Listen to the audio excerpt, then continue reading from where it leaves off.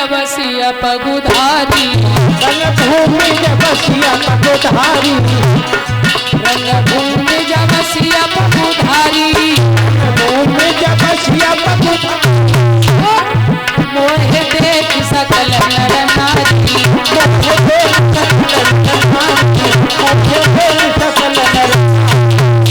रंगभूमि जब सिया पगुधारी और मोहे देख सकल नर नारी। और एक तरफ लिखा है मोहन नारी, नारी के रूपा और पन्नगार यही रीति अनूपा।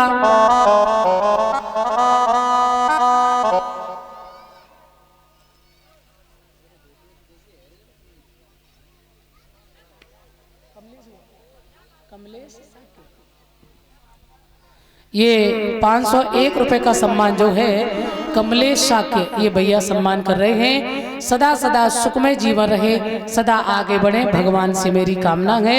बोल गोविंद भगवान की। सीता जी ने और एक तरफ लिखा स्त्री स्त्री को देख करके मोहित नहीं होती है। और ये बात तो कहूं तक ठीक ही है। रंगभूमि जब सिय पगुधारी, मोहे देख सकल नर नारी है। और नारी नारी को देखकर मोहित भी नहीं, मोहन नार नार के रूपा। लिखा है वो भावे न नारी को नारी, भारी कमी है नारी में, भावे नारी हरी कमी है नारी में, अरे कमी है नारी में, राजीव कमी है नारी में, कमी है नारी में, हो सरवर कमी है नारी में, भावे भावे नारी को नारी, भारी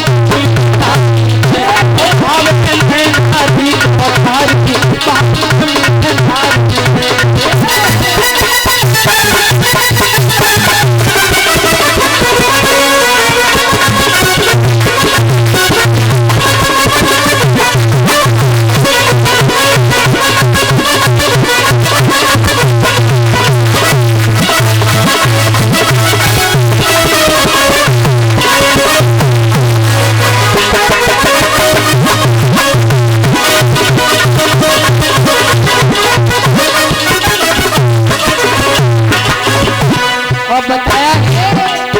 अरे कितनी हो में रूप स्वरूप में सबसे अगर हो जाए,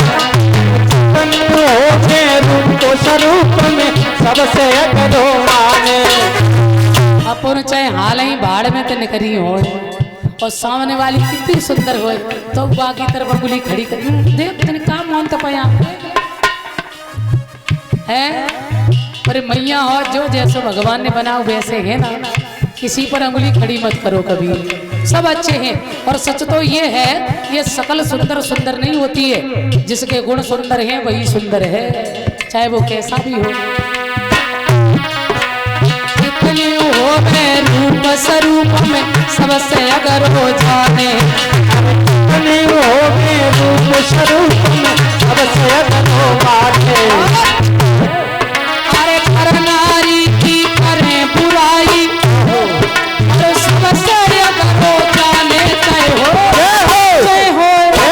चाहे हो सूरत कारी हरी बारी नारी सूरत हरी हरी बारी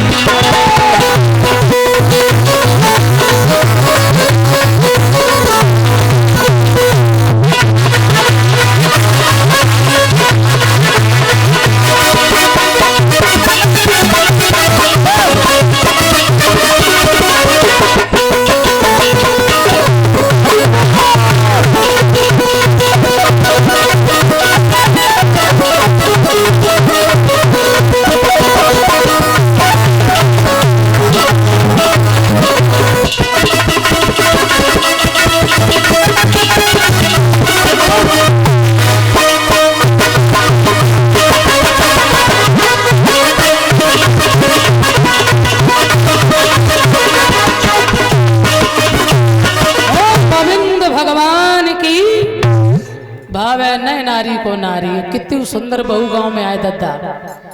और मैया जब देख के आए फिर इनकी रास्ता में बातें सुनो, कैसी लगी जीजी? बढ़िया लंबी फरारी है। चुप रहो, ती सदेरो टाणो सो बहू का जो बीच की न हो। हाँ लंबी है तो वाह भाई, छोटी है तो वाह भाई, करिया तो मो, और भूरी है तो, पतली है तो, मोटी है तो, मतलब हर तरीका से आफत है।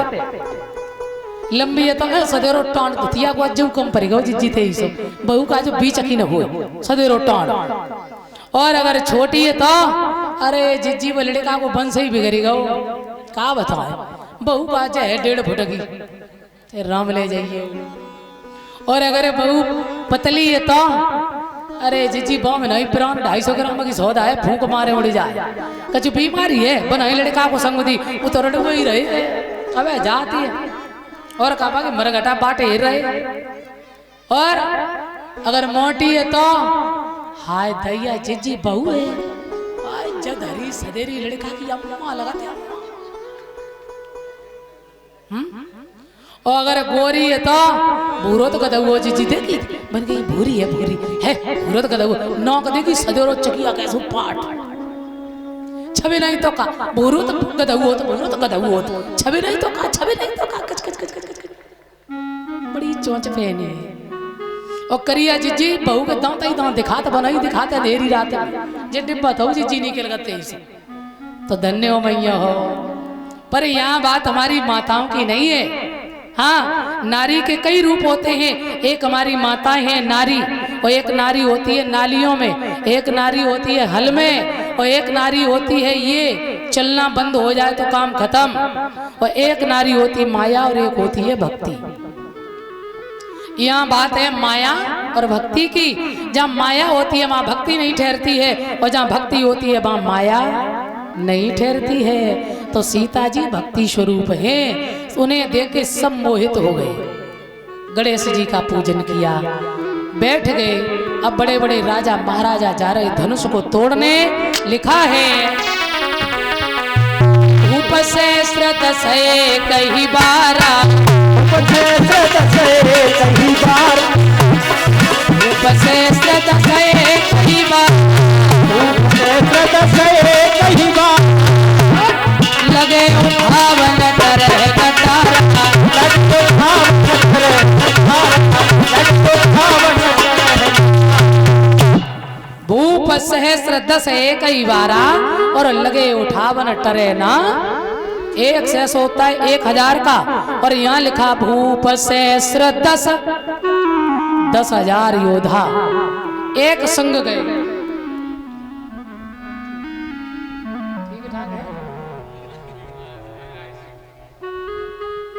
ये माला का सम्मान जो है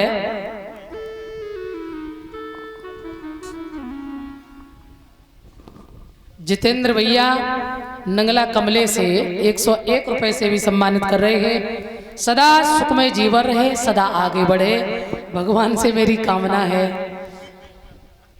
जो बद्ध है देखा तुम कब समझ आता। बहुत दूर थे आओ, ऐसी बात नहीं, बढ़िया बहुत महंत भैया है वहां छोटो। बोल गोविंद भगवान की।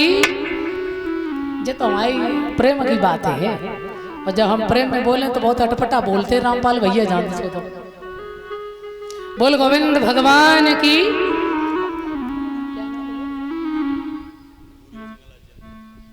और ये पुण्य माला का सम्मान जो है भूरे भैया नगला जिंद से ये भैया हमारे सम्मान कर रहे हैं। बहुत बहुत आपको बधाई। 101 रुपए से सम्मानित कर रहे। सदा सुखमय जीवन रहे, मैं भगवान से ये कामना करें।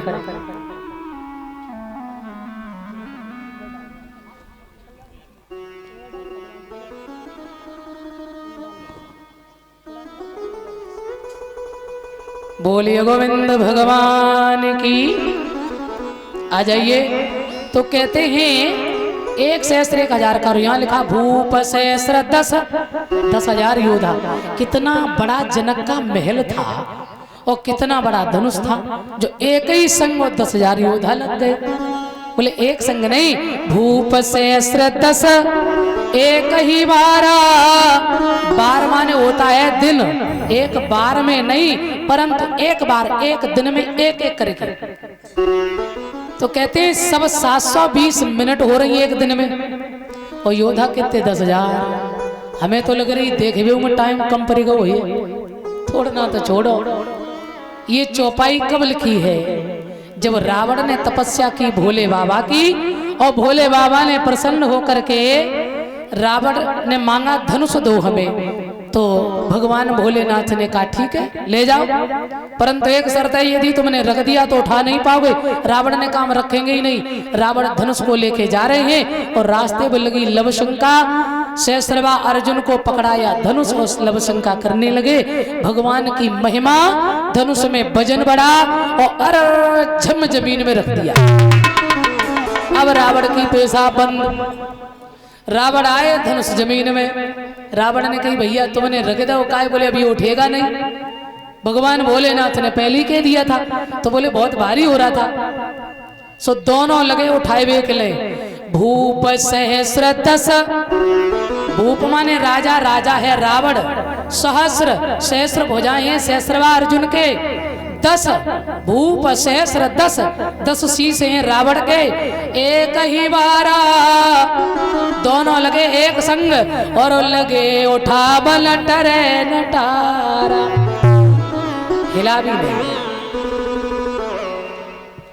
और कहते हैं जब जनक ने देखा यही धनुष सीता जी ने उठा के महल में रखो, तब जनक जी के मन में ये संशय हुआ। उस समय नहीं, अब बोले ऐसे शादी नहीं करेंगे, अपने यहाँ स्वयंवर करेंगे। क्यों? बोले रावण जैसे योद्धा ने धनुष नहीं उठा पाया है, और हमारी बेटी ने उठाओ तो ये साधारण नहीं है, इसका वर तो कोई अद्भुत ही होगा। जो धनुष को तोड़ेगा भाई के संग शादी करेंगे। क्यों? सीता ने उठाओ तो उठाने से अब तोड़ने वाला जब मिलेगा तभी शादी होगी। भैया बड़े बड़े योद्धा हार गए। जनक जी को बड़ा दुख हुआ। चले जाओ यहाँ से, बेटे बेटे का मुंह देख रहे हो। मैंने जान लिया मेरी बेटी के योग्य कोई वर नहीं है। अरे कुआरी लली रही और बिरथा पे धनुष की ठानी। कुआरी लली रही बिरथा पे धनुष की ठानी। कुआरी धीर बिरथा पे धनुष की ठानी। बिरथा पे धनुष की ठानी। अरे काऊ छतरी पे धनुष न टूटो, छतरी पे धनुष सब भागी ललिया को भागी।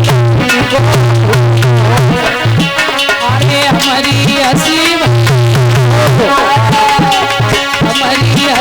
भाई बिरथा पे धनुष की हमारी हसी भाई बिरथा पे धनुष की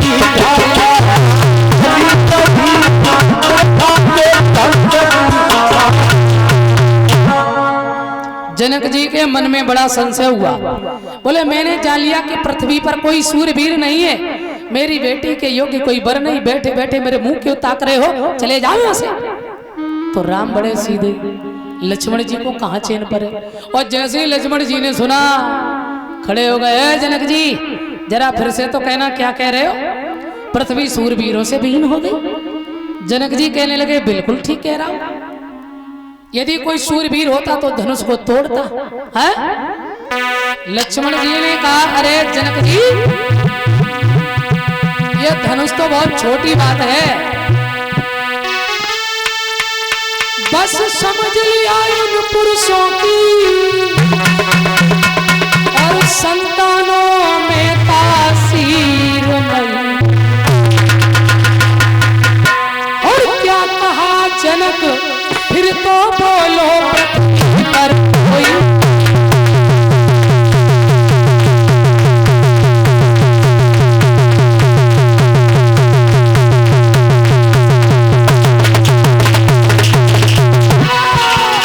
क्या कहा जनक,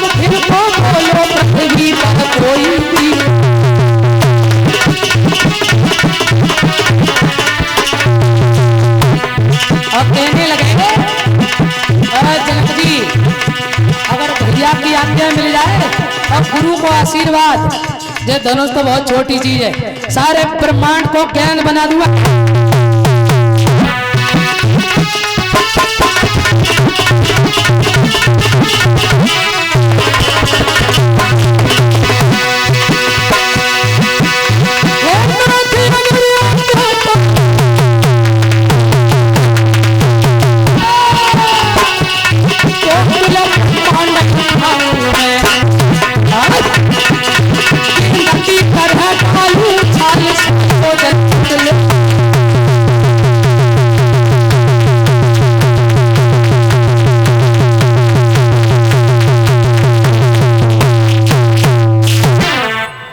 कहने लगे ये धनुष तो बहुत छोटी चीज है, सारे ब्रह्मांड को गेंद बना दूंगा।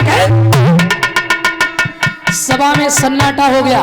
बड़े बड़े वीरन ने, योधन ने तोड़ना तो छोड़ो, हिला भी नहीं पाए।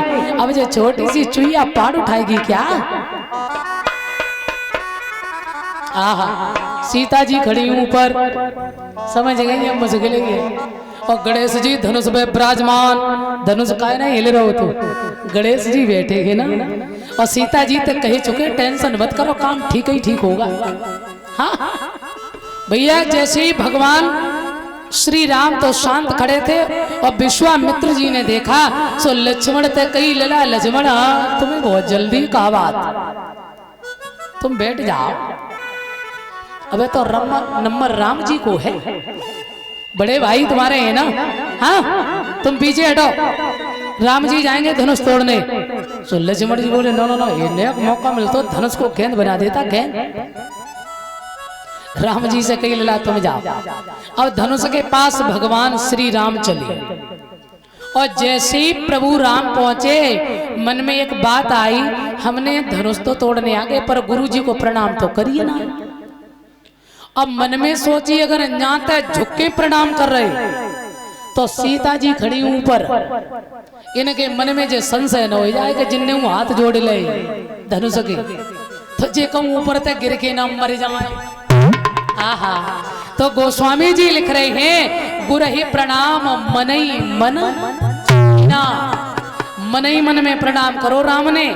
और इधर गोस्वामी जी ने लिख दिया चौपाई में कि लेता चढ़ावत खेचत गाड़े,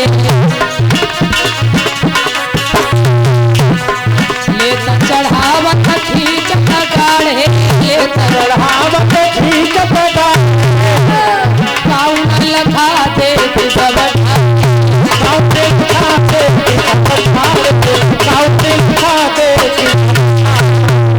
लेता चढ़ावत।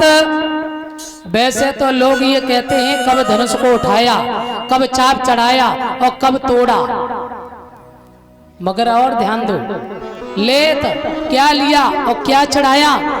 राम जी ने झुक करके नहीं, मन ही मन किया प्रणाम गुरु जी को और गुरु जी ने लिया प्रणाम। गुरु जी ने राम जी का प्रणाम स्वीकार किया। लेत चढ़ावत, सीता जी की मांग में सिंदूर का इशारा भी कर दिया राम जी ने। और इधर गणेश जी ने इशारा करो सीता जी की तरफ, जय है, हाँ जय है तुम्हारे पति महाराज। अब हम चले, सीता जी भी गदगद हो गई और गणेश जी धनुष से हट गए। तो लेत चढ़ावत, धनुष पर चाप भी चढ़ाया श्री राम जी ने और सीता जी की मांग में सिंदूर। लेत चढ़ावत खींचत गाड़े, धनुष की चाप को खींचा भगवान राम ने। और कहते हैं और जनक के अंदर जो दुख था उसको भी खींचा। और काउन लखा देख सब ठाड़े, क्यों नहीं कोई देख पाया, इतनी सभा लगी थी और किसी ने नहीं जाना क्या हो गया। क्यों? क्योंकि राम जी धनुष की चाप को इस ब्रह्मांड से ऊपर ले गए। आज्ञा चक्र होता है, हर संत महापुरुष की पहुंच केवल ब्रह्मांड तक सीमित होती है, ऊपर तो आज्ञा चक्र है, वहां तो केवल प्रभु है, सच्चिदानंद है। सब शून्यमय हो गए और जैसे ही शून्यमय हुए तो वीर परशुराम आ गए। आहा, फरसा लेके, बड़े क्रोधी संत। और जैसे ही फरसा लेके आए परशुराम जी, देखा सभा में, क्यों जी ये धनुष किसने तोड़ा है? धनुष तोड़ने वाला कौन सा माई का लाल है? जरा मेरे सामने तो निकल के आए, मैं भी तो देखूं सही। राम जी सरल भाव से खड़े हो गए। नाथ संबोधन भंजनहारा और हुई हो कोई एक दास तुम्हारा। अच्छा, इसका मतलब ये कि धनुष तुमने ही तोड़ा है? राम जी बोले हाँ यही सही। तुम्हारी हिम्मत कैसे पड़ी हमारा धनुष छूने की? तोड़ना तो बहुत बड़ी बात है, तुमने छुआ क्यों? राम जी तो सीधे हैं, सरल हैं। लक्ष्मण जी को कहां चैन पड़े? लक्ष्मण जी खड़े हो गए। अरे मुनिवर, होश में बात करो। भैया हमारे बड़े विनम्रता से बात कर रहे हैं, उनकी वाणी में ऐसा लग रहा है जैसे रस मिला हुआ है, कितनी विनम्र वाणी है। और तुम्हारे तो ऐसा लग रहा है जैसे कांटे छेद रहे हो। क्या? परशुराम कहने लगे ये कौन है? हटा लो मेरे सामने से, एक फरसे में इसका पता नहीं चलेगा, हटाओ से। राम जी खड़े हो गए। राम जी ने कही महाराज ये दुध महाबाल अज्ञानी है, मेरा भाई है, छोटा है, अनुज है, हाँ इसे इतना बोध नहीं है, वो आपको नहीं जानता है, महाराज आप इसे क्षमा करिए ना। और जैसे इतना कहा लक्ष्मण जी को और क्रोध आया। अरे भैया, हाँ बोले तुम हटो पीछे। काहे? बोले इनकी भाषा के विशेषज्ञ तो हम हैं, हाँ इनकी भाषा में उत्तर तुम नहीं दे पे हो। क्यों? राम जी सरल हैं और परशुराम तो जड़ भाषा। तो बोले इनकी भाषा का उत्तर हम ही दे सकते। क्यों? कहते यदि कोई अंग्रेजी पढ़ा हुआ हो ना तो उससे इंग्लिश में ही बात करिए तो सुलभता रहती है। संस्कृत वाले से संस्कृत में बात करिए, और उर्दू वाले से उर्दू में, और फारसी में, हिंदी वाले से। हाँ, अब अंग्रेजी वाला तुम हिंदी में बात करो तो आगे पल्ले ही नहीं पड़े, और हिंदी वाले से अंग्रेजी तुम बोलने लगो, है पल्ले ही नहीं पड़े। हाँ सही कहा तो भैया तू, बोल गोविंद भगवान की। तो एक व्यक्ति था बड़ा सीधा गांव का व्यक्ति, वो अनपढ़, पढ़ा लिखा था नहीं, पर अंग्रेजी बोलने का उसे बड़ा शौक। सो उसने ज्यादा आना है भैया 4 अक्षर सीख ले अंग्रेजी के, यस, नो, वेरी गुड और थैंक यू। ये 4 अक्षर जब सीख लिए, अब गांव में जो बिना पढ़े लिखे बूढ़े बुजुर्ग बेचारे वे कहाँ जाने, और उनके सामने yes know very good thank you, yes know very good thank you.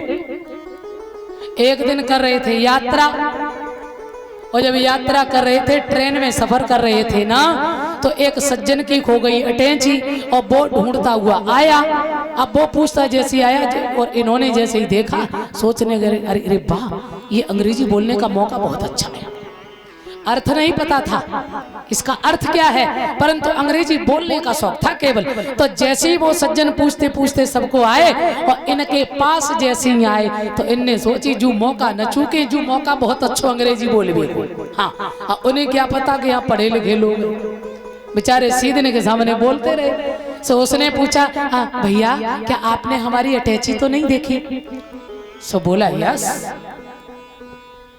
अरे वाह, तब तो बड़ी अच्छी बात है, दे दीजिए ना। बोले नो। आहा, उसने कहा अरे अटैची मिली भी है और आप मना भी कर रहे हो, दे भी नहीं रहे, अभी 2-4 तमाचे लगाएंगे ना तो दिमाग ठिकाने लग जाएगा। सो कहने लगा वेरी गुड। अब लगा उसे क्रोध, और जैसे उसे गुस्सा आया तो उसने 4-5 थापड़े लगाए। और उसने सोचा आप पिट तो गए ही हैं, तो आखिरी काय को छोड़ दे। सो बोला थैंक यू। तो ध्यान रखना, अर्थ पता नहीं। लक्ष्मण जी कह रहे भैया इनकी भाषा के विशेषज्ञ हम हैं, तुम हटो पीछे। काहे? बोले सब फरसे की जो धमकी दे रहे हैं ना, परशुराम ने कहा ये वो फरसा है, 1 बार नहीं 2 बार नहीं 21 बार पृथ्वी को क्षत्रियों से विहीन किया है। एक फरसे में पता नहीं चलेगा किस लोक में गया। हट पीछे। लक्ष्मण ने कही बहुत गाल बजाए रहे, हम बहुत तुम्हारा सम्मान कर रहे थे। एक बात सुन ले, हम लोग सूर्यवंशी हैं, सर को कटा सकते पर झुका नहीं सकते, ध्यान रखना। हाँ,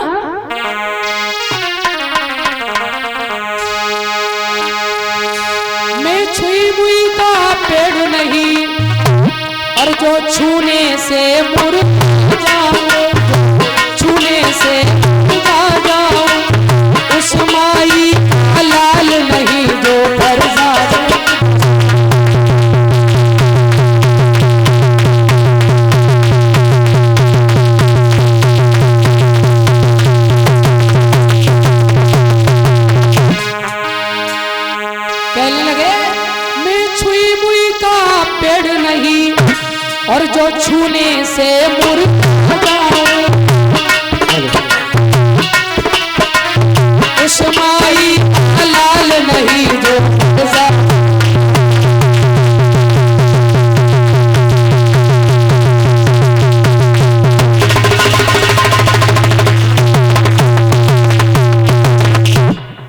कहने लगे मैं छुई मुई का पेड़ नहीं जो छूने से मुरझा जाऊं, और उस माई का लाल नहीं जो फरसा देख। अरे काय को फूंक से पाड़ उड़ाए रहे हो? ओ भैया तो सीधे सांचे पे बोलना ही रहे, और हमें काय को पई औकात दिखाए रहे। हमें सब पता है कि तुमने कौन से पहाड़ उठाए। हाँ भैया, जब राम जी बोलते हैं तो परशुराम का क्रोध शांत, और जैसे ही लक्ष्मण बोलते हैं तो ऐसा लगता है जैसे जले में कोई नमक डाल रहा हो। हाँ, लक्ष्मण जी कहने लगे सुनो, बोले जब फरसा को दिखा रहे बार बार, जय ले जाओ, जय हवा न लग जाए, काहे को दिखाए रहे हो? और जब फरसा से यदि मारे है ना तो घर में ही चुईया मारी। अपई अम्मा अपई भैया कौन से पहाड़ उठाए इसको बताओ। भैया उतरी हुई कमान फिर से चढ़ गई, परशुराम को क्रोध आ गया। बंधुओं ध्यान रखना, कहने लगे राम जी तुम्हारे अंदर बड़ी सरलता है, ये इतना खोटा है, ये नहीं बचेगा इस भरसे से। सुन ले बाती रघुवीर